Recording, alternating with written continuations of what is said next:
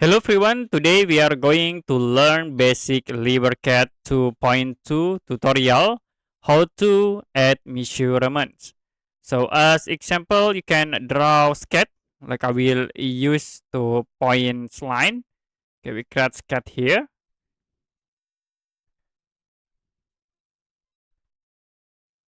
And if you want to add measurements into this sketch, you can go to dimensions tool, and then we can use the lines to create for the measurement. You can click point to points and will be create the measurement.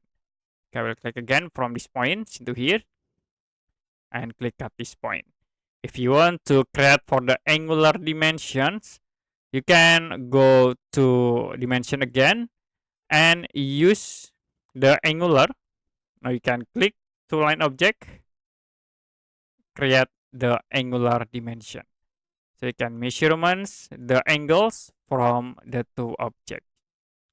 Okay, that's it for basic Librecad 2.2, how to add measurements.